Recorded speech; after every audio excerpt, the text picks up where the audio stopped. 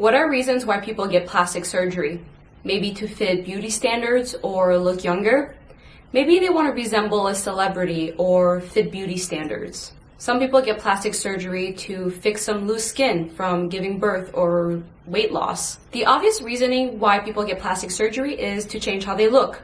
People get plastic surgery to change their appearance. But for many patients, something deeper is happening. A plastic surgeon in the 60s named Maxwell Maltz realized that for a lot of his patients, not only did they look better, but they felt better and then had a change in personality and eventually became more successful. Plastic surgeons started to question, does changing a facial feature also change your personality? Although they saw it happen over and over again, they couldn't guarantee it would be the case for everyone.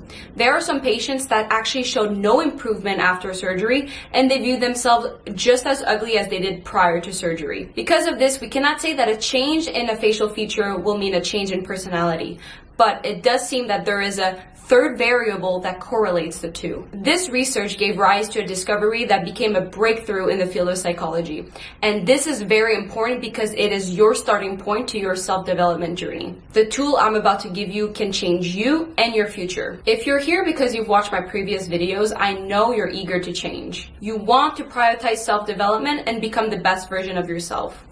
But changing can be so difficult. It's hard to change. You don't know where to start. You don't know what to do. You don't know what to focus on.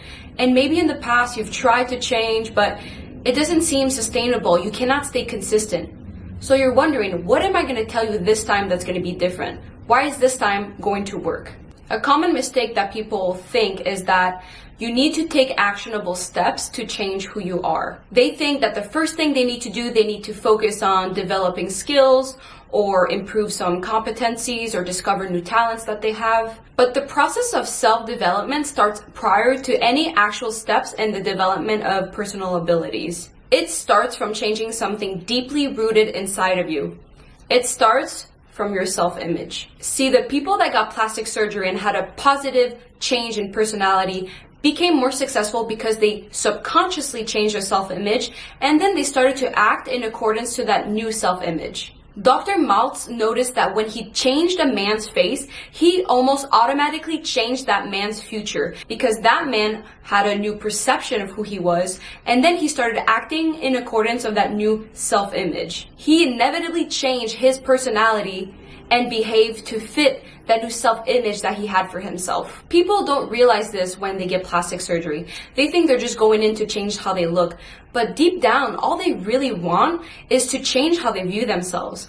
They want to view themselves as people that are more attractive. They want to view themselves as approachable, as lovable, as accepted, as worthy. Self-image is extremely powerful because it has a self-fulfilling prophecy effect. If you believe you are something, you will act like it. If you want to change who you are, if you want to develop and become the better version of yourself, and reach any goals, any dreams, and attain the life that you want, you have to start by changing your self-image so it matches exactly who you want to be. Right now, how you view yourself is creating limitations to what you can accomplish in life. You want to start waking up early?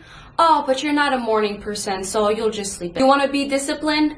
Oh, but you're a procrastinator, so there's no way you can stick up to a routine. You want to dress up, put makeup on, look put together?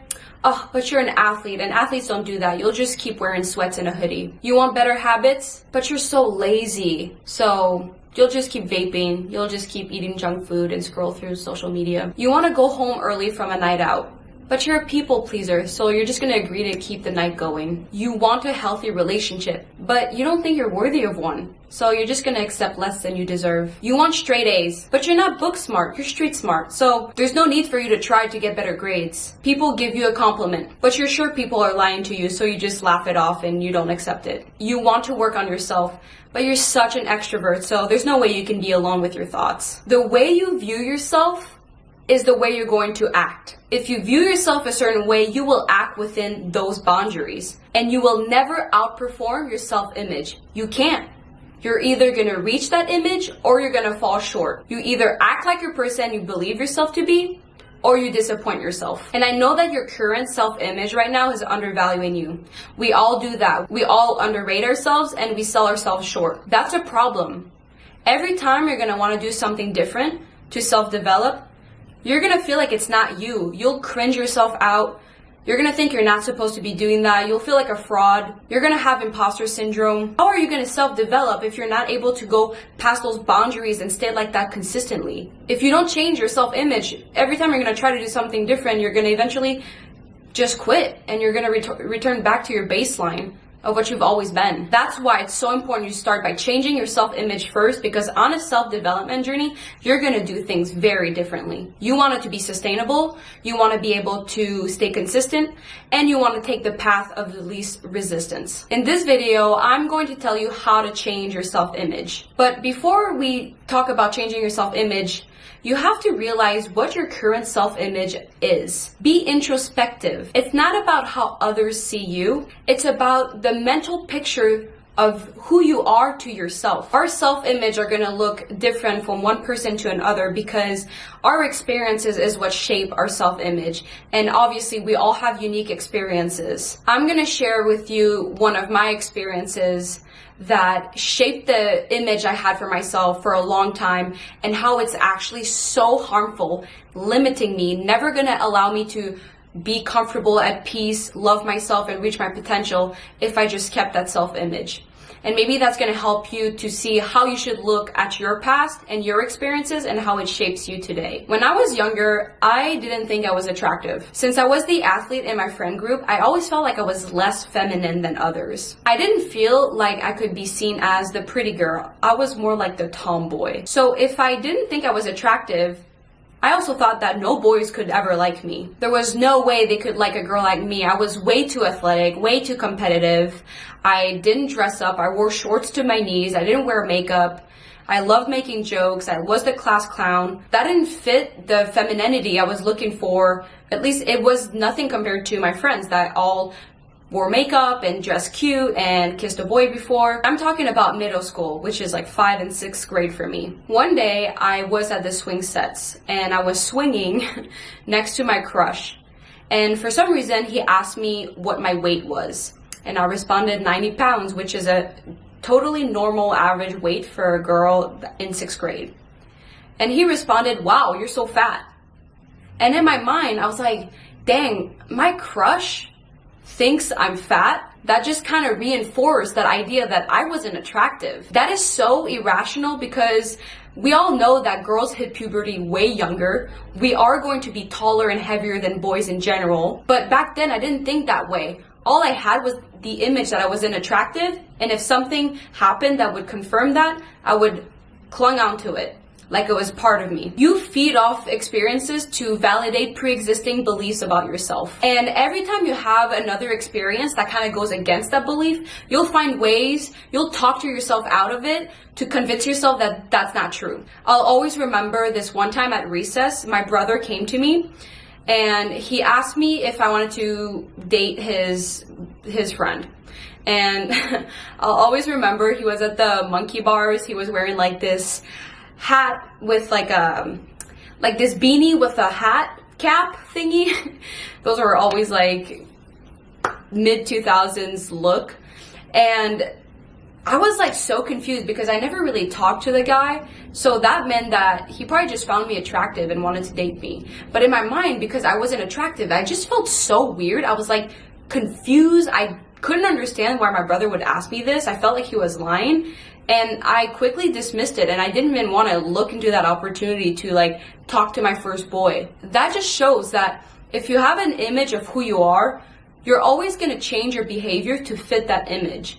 Because I didn't find myself attractive, anytime that I had a chance to prove myself that I was, I would dismiss it. And then it would keep going on for years. I went to high school that next year in 7th grade, which is high school for us in Quebec. When you go to high school, you meet more boys, right? It's a bigger pool of people, and I became friends with a lot of the guys there. Like I said, I was very athletic when I was young and actually did martial arts, and that makes you really strong. And I've always had very defined arms. Some of the boys gave me a nickname. They would say, "Hey, what's up, bicep?" Like bicep in French. So bicep, and my name is Bianca, so it was like bicep. In my mind, I was like, dang, now these boys, they think I'm just this manly looking muscular person. Like, there's no way they can find me attractive. All the crushes I had, I didn't feel like I could pursue because I didn't think that I was attractive to them. That narrative that I had in my head would always find a way to confirm that I wasn't attractive and not believe that people would find me that way. And the funniest thing is, later on, as we grew up, those boys all admitted they had a crush on me. Just like the guy that told me I was fat. I know that was his way of flirting with me, because that's how boys are when they're young. They're kind of mean when they like a girl. That self-image was so destructive to my well-being. The thing is, if you view yourself a certain way, you're always going to act within the way you view yourself. That was exactly the case for me, because I didn't think I was attractive. I would act in a way where I would shut people out, I would friend zone every guy I talked to, and I would also not see the opportunities that were in front of me. My internal dialogue was always defending that image. Whether you realize it or not, you also carry a mental blueprint or picture of who you are. And it might be vague, it might be obscure, you might not be aware of it, but it is there in your subconscious.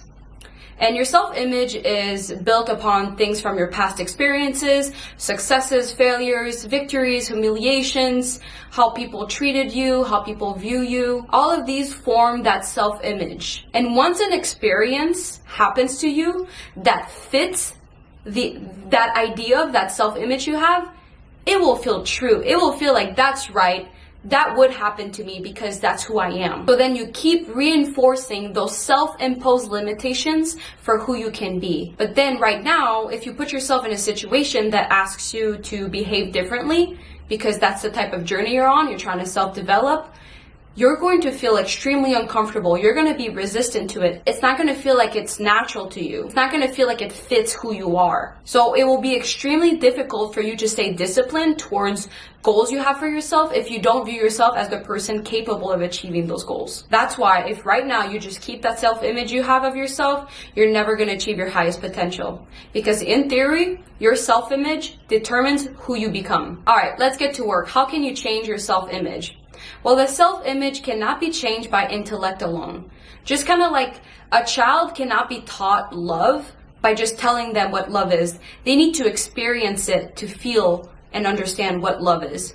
It's the same thing for the self-image. Remember, what created your self-image right now are your experiences. For you to believe your new self-image, you gotta experience it. But I'm not saying that if you wanna be better at communication, you need to go out and do public speaking events. Because real life actual experiences can be a hard, ruthless teacher. Throw a man in the river with water over his head, that man might learn how to swim or he might drown. So you cannot predict how real life experiences are going to affect you. That's why instead you're going to have to trick your mind into experiencing. The human brain cannot tell the difference between actual experiences and experiences imagined with detail and vivid images. Both experimental and clinical psychologists have proved beyond a shadow of doubt that the human brain cannot tell the difference between actual experiences and experiences imagined vividly and in detail. So you will need to synthesize experiences with the most powerful tool you own: your mind. This process is known as visualization. It is not wishful thinking. It is not daydreaming. It is not magic out of thin air. It is rewiring your brain to think it has experienced your ideal self. So then in your daily life, you will act naturally like you already are that person. So in the future, when you act that way, it will feel natural and you won't be resistant to it. There are so many studies that support this. In this basketball study, people were separated into 3 groups. Each group had to test free throws at the beginning of the study and at the end of the study. The first group, they would practice 1 hour of free throws every day. The second group wouldn't practice at all. And the third group, they would visualize their free throws every day for an hour. At the end of the study, the first group improved by 24%. Which makes sense because practice made progress. The second group, they showed no progress at all, which makes sense because they didn't practice. But the third group, they've improved their free throws by 23%. Just by visualizing, it was almost just as good as if they practiced. That just shows the true power of visualization. It actually is a real thing. You want your mental pictures to approximate real life experiences as much as possible by imagining and paying attention to sights, sounds, smells, objects, your environment, and little details around you. You really have to imagine as vividly in details as possible. If you want your personality to become more confident, disciplined, assertive, open-minded, friendly, you want to be a businessman, you want to be a leader, you want to be a hot girl, you got to be able to imagine yourself being that type of person in whatever situation you find yourself in, which is like training, at work, at school, at the grocery store, going on a walk, at social events, at parties, or even literally when you wake up in the morning and you want to feel a certain way, you have to imagine yourself being that person. How does visualization actually work? Like, what happens in your body? Think of your brain and your nervous system as a machine, and you are the operator. Your brain as a machine is a goal-thriving mechanism. It operates because it has a goal for you to act as your self-image. It doesn't care about you. It only cares to do its job. So your brain can either work for you to become successful, or it can work against you and self-sabotage. Right now on autopilot, you're on the track of self-sabotage. You are going towards a suboptimal image of who you can be. You as the operator need to take control of that goal. What goal do you want your brain to work towards? And that's the self-image you're trying to craft, that new goal for yourself. You as the operator have the power to choose that goal, to tweak the machine so it can work towards you becoming successful. And literally, you just tweak it by imagining your ideal self. So let's get into that. Before we start visualizing, you gotta be clear about who you want to be. How do you want to view yourself? Now go grab a pen and a paper, because you're gonna write things down. And do it. Pause the video. You've made it this far through the video, might as well actually follow through. And don't be a puss, just do it. You're gonna wanna write down 6 different dimensions of how you can view yourself. Your physical dimension, which is your appearance. Intellectual, which is your intelligence. Psychological, your personality. Moral, like your values and your principles. Skills, like technical skills or social skills. And then your sexual, how you think you fit into societal's norms of femininity and masculinity. It can be a little bit overwhelming to think exactly in every aspect how you want to view yourself. It doesn't have to be the same amount for everything, because you probably care about some areas more than others. But for me, the way to figure out and clarify how I wanted to view myself, I would try to think what I would want others to see me as. How would I want others to view me as? And I would kind of think, what would people say at my eulogy? It's not that dark, but it gives me a good impression of what I want to be remembered for. When I would do it, I would write it in paragraphs. I would want it to be free-flowing and kind of just speak the way I would speak to myself. I have it here, it's literally in my planner, but I realized there was a common pattern. Each paragraph would cover 3 different statements. I would write a fact about myself, like I am this, I am that. Then I would quote what others would say about me. And then after that, I would add a statement that would validate why that fact is true. For example, I would write something like, I embrace my beauty and my body. I look strong, I look healthy, I look elegant. And then I would put in quotation, Bianca, how do you always look so put together? You're so effortlessly pretty. And then I would add, well, of course I am, because I take care of myself. I have a skincare routine, I sleep well, I'm careful about what I eat, I make sure I exercise, and I take some time aside to meditate and be at peace with myself. So of course I look glowing. Of course I look put together. Of course I look good. So that's kind of how I wrote my statements. I wrote a fact, and it's a noticeable fact that other people would be able to say that they could see that about me. And then I would justify the fact, like, of course I am this because I do that. And I think that third point is really important, because it kind of puts an idea of how you're going to get to what you want to be. It's kind of the behavior behind that image you want for yourself. This is going to help you visualize who you want to be, because you can't just wish for something to happen to you. You also have to realize that you are going to have to put effort to become that person. You just wanted to make it easier for yourself, because you already are exactly who you want to be. You just got to show up as that person. But that's the way I went about it. If you don't want to do this that way, it's fine. If you have a good idea of who you want to be, you got to set a time every day, 5 to 10 minutes, where you sit down and you visualize. For me, it was easy to put myself in the zone because I had what I wanted written out. Every day I would just read, and it would prime me before I would visualize. It would tell me exactly what I wanted to see myself as. So then when I would sit back, I was able to feel those feelings, and it actually made me so confident to go about my day and practice what I wanted to be. You don't want to just write down what you want to be, do it one time, visualize one time, and then hope it's going to happen. That's not how it works. You kind of have to fake it till you make it for a little bit, because it's going to take time for your brain to switch that new self-image for yourself. That's why it's important you do this practice every day. Eventually, if you prioritize visualizing every day, you are going to become that person naturally. That's just gonna be who you are. It won't feel uncomfortable like it does right now for you to be different. It'll just be who you are. But it's really important that you are proactive about it. Like, just don't sit aside and wait until it works. You want to still take those actions, even if they feel uncomfortable and you're kind of resistant to it, because you want to give feedback to your brain or something to kind of just remind your brain, like, that's the person you want to be. This will help your brain to feel like when you visualize, you're familiar with that type of person. Like, oh, I've been that person sometimes, because you've actually tried to be that person and you know how good that feels. So behave like you already are that person. Even though it feels kind of weird and cringe, don't wait until you have proof that you are that person. Just act like you already are, and the rest will follow through. Now, I'm gonna end this video. Make sure that you thank yourself for watching the whole video, because a year ago, you wouldn't have watched this video. You're already improving, and I'm proud of you for that. I know you're capable of doing big things for yourself, but right now what stands between you and your goals is you. So make sure that you take control of your life. I'll see you in the next video, and remember, I love you. And you look sexy as fuck today. Okay, bye.